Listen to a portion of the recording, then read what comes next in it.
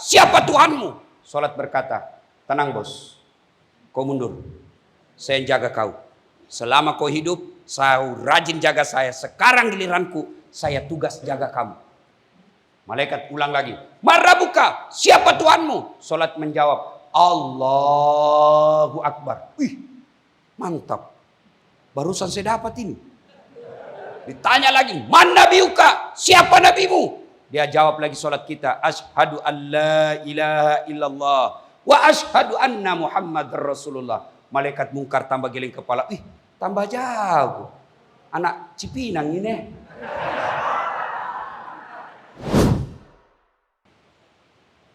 Tahu dialog? Tahu dialog? Saya bicara sama Pak Napoleon. Kalau saya bicara, beliau diam. Kalau beliau bicara, saya diam. Itu namanya dialog. Bicara, lawannya diam. Lawannya bicara, saya diam. Itu namanya dialog. Kalau saya bicara, Pak Napoleon juga bicara, saya tambah kencang, Pak Napoleon juga tambah kencang. Bukan dialog, bertengkar. Maka kalian kalau mau berdialog dengan Allah, perbaiki bacaannya. Anggap ada Allah di depanmu. Supaya sholatmu bikin tenang perasaanmu. Tapi kalian selama ini sholat kan buru-buru. Tahiyat mereka salawatu taibatun assalamualaikum itu kayak makan pisang goreng panas. Yang kau ketawa karena kau semua begitu. Ustaz, kenapa ada orang kasih goyang? Tahiyat mau kasih goyang, ada pendapat ulama membolehkan. Atau tidak goyang, ada juga. Ada juga yang at-tahiyat sudah nunjuk, boleh. Nanti asyhadu an la baru nonjok, silahkan. Yang penting jangan kau pakai 2 jari. Ada juga cerita wallahu alam benar atau tidak. Dia lagi tahiyat, tiba-tiba kan mesti tua ditempati sholat. Tiba-tiba cicak buang air. Wih, kena beolnya cicak. Pas kena telunjuknya. Apa dia bilang? Dia lihat cicak. Kok kira tidak ada serep?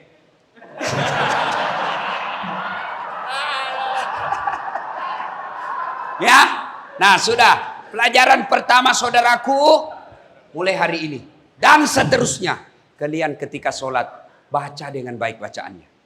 Seolah-olah kalian bersahadat, berhadapan dengan Allah, mengadu kepada Allah. Allah melihat engkau dianiaya, engkau dituduh yang tidak benar, maka sampaikan keluhanmu itu dalam sholat. Saya tanya anak muda, kenapa cepat sekali kau sholat dek? Masa sholat isya cuma 2 menit? Kan saya sudah hafal Ustaz. Sudah 13 tahun saya sholat. Sudah lancar bacaannya Ustaz. Saya bilang, kalau soal hafal saja kau sholat, kau tidak usah baca. Kau begini saja. Allahu Akbar. Tuhan bacaannya sama kemarin. Assalamualaikum warahmatullahi wabarakatuh. Iya. Nah, sudah. Nabi lalu menyampaikan permohonan. Ya Allah, umatku ini kan kecil-kecil. Umatku ini kan pendek-pendek umurnya. Kasihlah saya keistimewaan. Allah memberikan perintah sholat 50 kali sehari semalam. Turun. Langit ke-7 tidak ada masalah.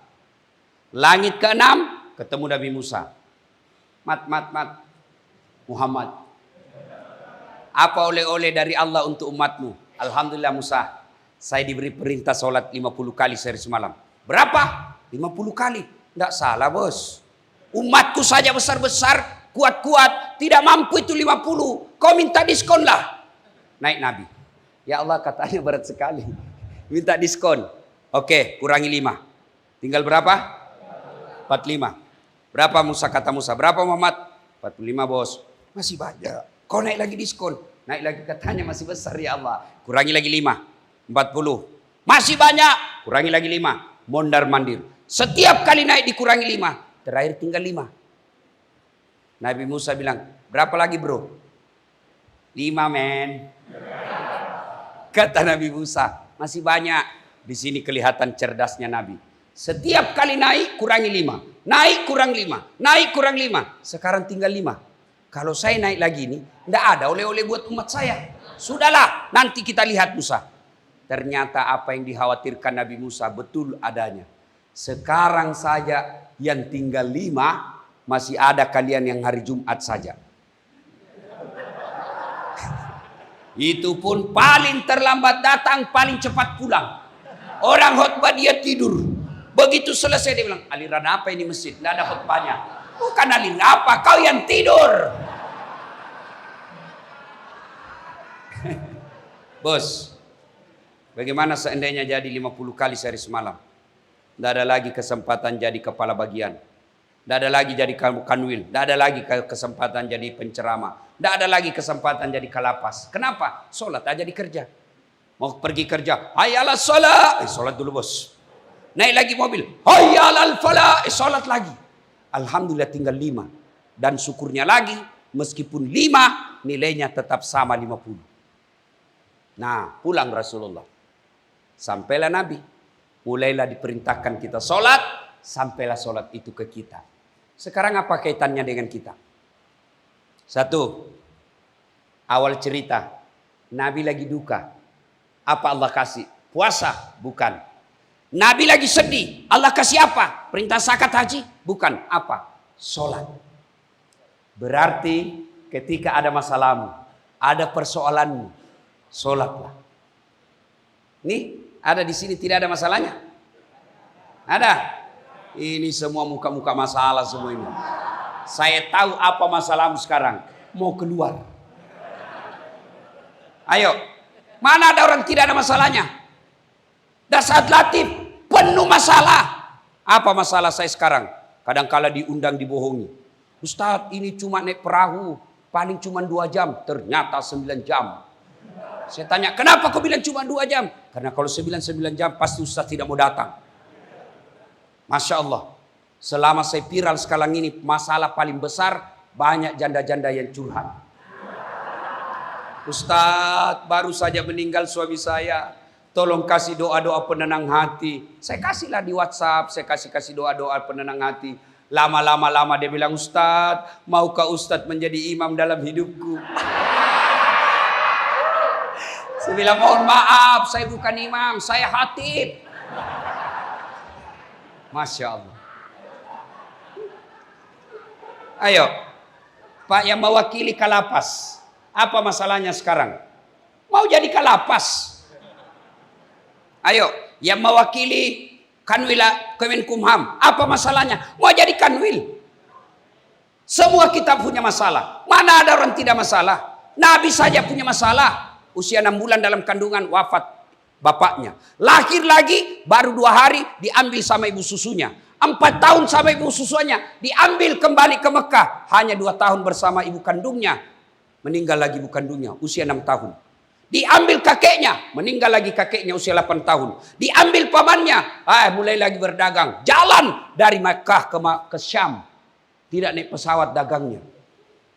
Nabi diangkat jadi Nabi dan Rasul. Usia 40 tahun, makin banyak masalah beliau. Diperangi, bukan cuma dibully, bukan cuma disentimen, bukan cuma difitnah. Berulang-ulang kali sejarah membuktikan Rasulullah mau dibunuh. Ikut berperang. Nabi bos, tidak ada dosanya, tidak pernah kasar, tidak pernah tipu orang. Digelari Al-Amin, tapi beliau pun penuh masalah dalam hidupnya. Apalagi kalian yang tukang tipu. Sudah di lapas masih juga mau nipu. Pura-pura, halo. Siapa ya? Modus. Ayo, Nabi pun ada masalahnya. Maka ketika Nabi masalah, Allah kasih perintah sholat. Adik-adik, mana ada tidak ada masalah di sini? Saya kasih contoh konkret. Waktu kuliah, apa masalahnya? Mau sarjana. Sudah sarjana selesai masalahnya, mau dapat kerja. Sudah dapat kerja jadi pegawai selesai masalahnya. Kantor wali kota mau jadi kepala bagian. Sudah jadi kepala bagian selesai, mau jadi kepala dinas. Sudah kepala dinas, mau jadi sekda. Sudah jadi sekda, mau jadi wali kota. Sudah wali kota, 2 periode dong. Sudah 2 periode, mau jadi gubernur. Sudah jadi gubernur, ditangkap KPK. Mana ada orang tidak ada masalahnya? Semua kita punya masalah. Berarti ketika ada masalah, perbaiki sholat.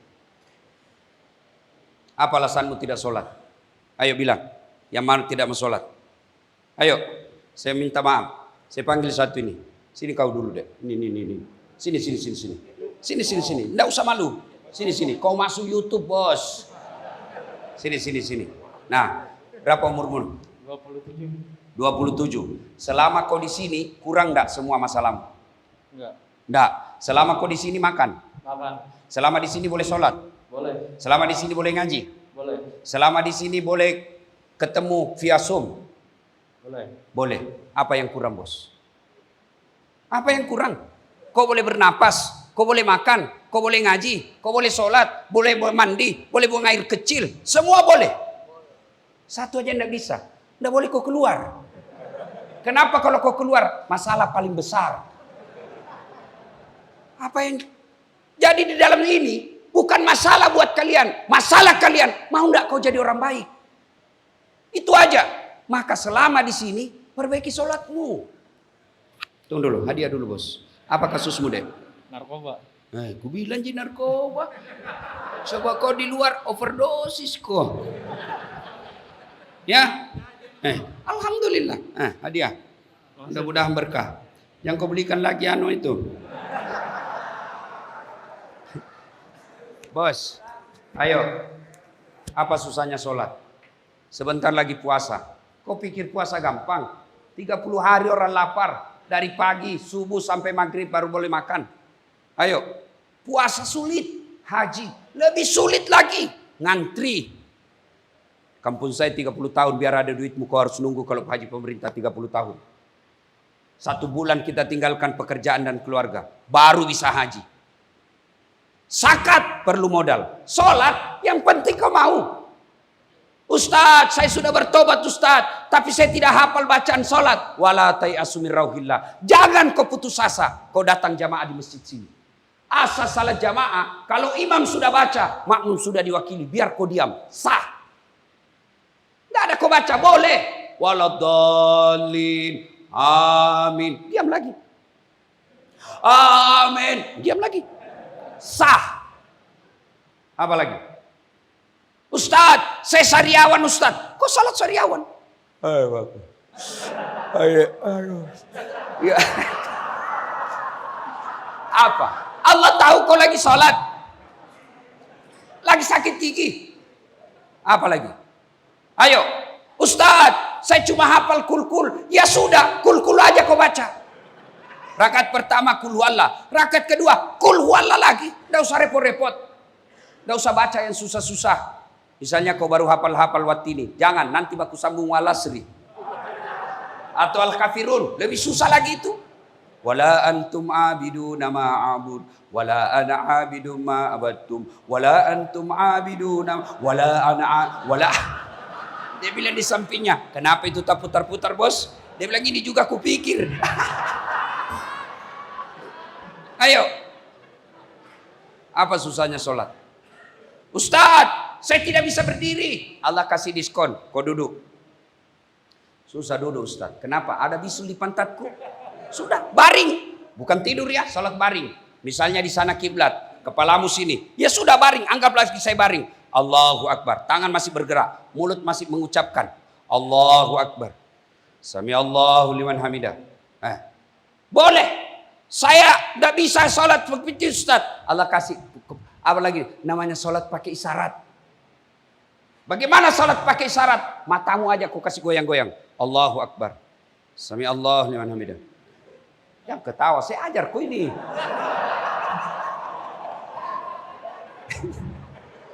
Saya tidak bisa juga Ustaz. Allah kasih lagi keringanan. Kau sholat dalam hati saja. Matamu sudah tidak bergerak. Bibirmu sudah tidak bergerak. Tanganmu sudah tidak bergerak. Allah cuma minta kau baca bacaan dalam hati.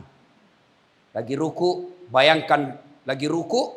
Bayangkan saja, tutup matamu. Bayangkan posisi ruku, baca doa ruku. Lagi sujud, bayangkan posisi sujud, baca doa sujud. Selesai. Ustaz, tidak bisa sujud begitu Ustaz. Gampang. Sipir, ambilkan kain putih, bungkus baik-baik, bawa dikubur.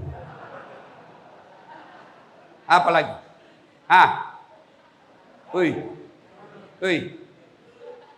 Saya tanya, ada pegawai tugas ke Papua, ternyata tidak nyaman di Papua. Ada pilihan? Ada. Pensiun. Selesai. Balik lagi saya. Saya pergi kerja di Malaysia. Ternyata di Malaysia tidak nyaman. Ada pilihan? Ada. Pulang kampung lagi. Orang Jawa merantau ke Sulawesi. Di Sulawesi tidak nyaman. Ada pilihan. Apa? Mulai. Mangan orang mangan, yang penting mangan. Itu selesai. Pilkada, pilpres yang kita dukung ternyata kalah. Masih ada pilihan. Tunggu sampai rezim berganti. Kau menderita di dunia masih ada pilihan. Tapi begitu kau masuk kubur, ada pilihan. Senang tidak senang, tinggal kau di situ. Gak boleh lagi kau keluar. Nggak enak dikubur deh, keluar dulu. Begitu kau keluar, lari semua orang di rumahmu. Dan ketika kalian masuk kubur, yang pertama Allah periksa bukan hajimu. Yang pertama Allah periksa bukan salat zakatmu. Yang pertama Allah periksa bukan pembangunan masjidmu. Apa? Salat. Begitu pengantar sudah kembali dijelaskan dalam hadis. Datanglah malaikat mungkar nakir. Kalau baik salatmu bos, tenang. Allah tidak lihat kau bekas lapi. Allah tidak lihat kau bekas narkoba. Tapi kalau beres salatmu, dia usah cemas. Salat yang jaga kau di kubur. Begitu datang malaikat, tanya, "Marabuka, siapa Tuhanmu?" Salat berkata, "Tenang bos, kau mundur. Saya yang jaga kau. Selama kau hidup, saya rajin jaga saya. Sekarang giliranku, saya tugas jaga kamu." Malaikat ulang lagi, "Marabuka, siapa Tuhanmu?" Salat menjawab, "Allahu Akbar." Wih, mantap. Barusan saya dapat ini. Ditanya lagi, "Man nabiuka? Siapa nabimu?" Dia jawab lagi salat kita, "Asyhadu an la ilaha illallah wa asyhadu anna Muhammadar Rasulullah." Malaikat mungkar tambah geleng kepala. Ih, tambah jago. Anak Cipinang ini. Akhirnya mungkar, dia bilang, "Kir. Nakir.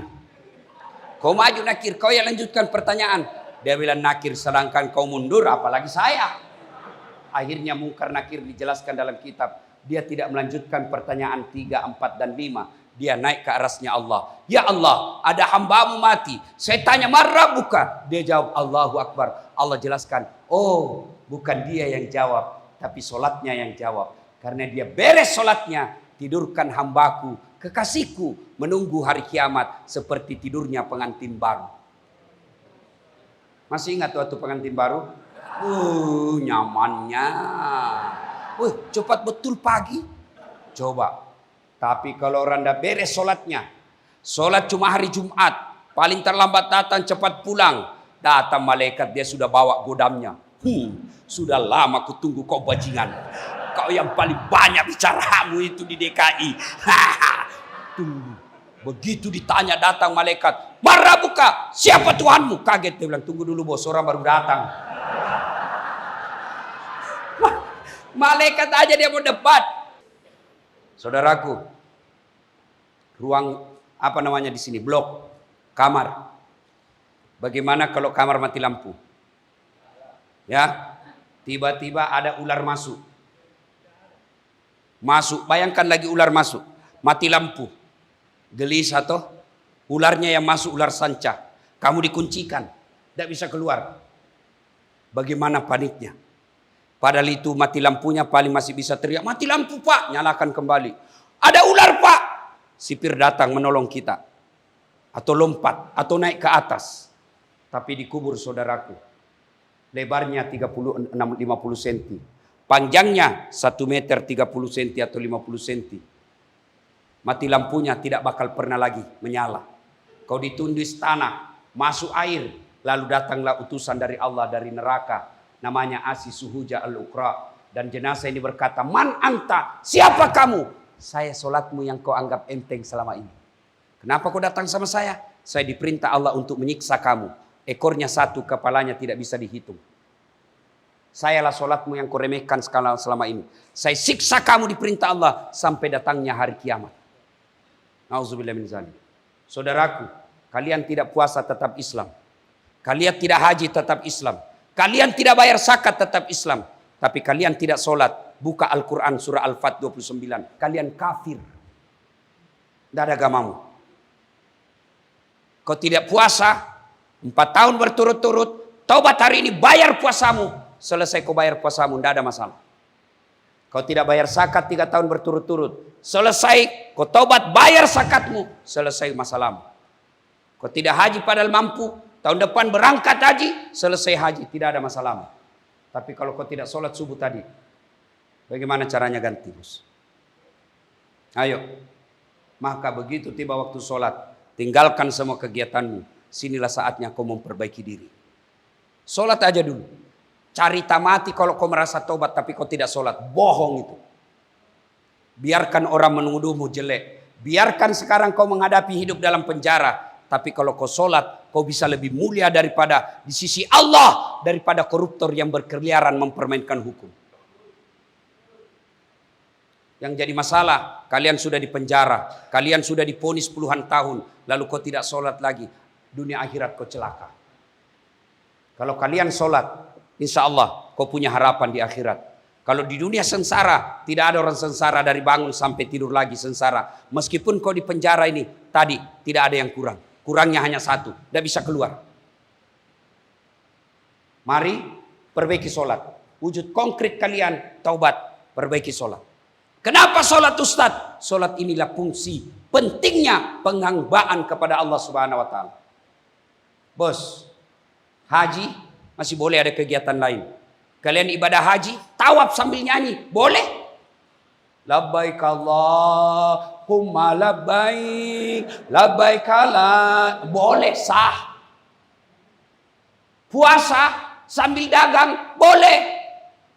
Sambil nunggu buka puasa, dagang. Berapa hargamu kroket? 50.000. Boleh. Sambil menyanyi boleh. Sambil nunggu puasa. Insaflah wahai manusia, bila dirimu bernoda. Boleh. Tetap sah puasamu. Bayar zakat sambil nyanyi. Boleh. Engkau jauh. Pak Imam, zakatku. Engkau dekat, aku dekat. Boleh. Tapi kalau sholat, tidak boleh ada kegiatan lain. Masa kau sholat sambil nyanyi? Allahu Akbar. Begadang jangan begadang. Beleng-beleng. Ayo. Tidak usah panjang cerita. Nabi duka cita. Allah perintah sholat. Saudara lagi duka cita. Perbaiki sholatmu. Dan ketika sholat, awal cerita. Sesuatu yang tidak masuk akal. Sesuatu yang gaib. Sesuatu tidak diterima logika. Bisa terjadi kalau Allah berkehendak. Isra Mi'raj tidak masuk akal. Tapi kalau Allah berkehendak, tidak ada yang tidak masuk akal. Vonis 20 tahun. Kok dapat potongan? Allah yang ngatur. Kalau Allah yang ngatur, tidak ada mustahil buat Allah. Saudaraku, bisa tidak perempuan hamil tidak pernah disentuh laki-laki? Bisa? Tidak mungkin menurut ilmu kedokteran. Tapi kalau Allah yang mau, Siti Maryam, wanita suci, tidak pernah disentuh laki-laki, melahirkan Isa alaihissalam. Cuma sekarang banyak perempuan mau saingan Siti Maryam. Tidak ada suaminya melahirkan, dong. Ternyata usut punya usut, pelakunya ada di sini.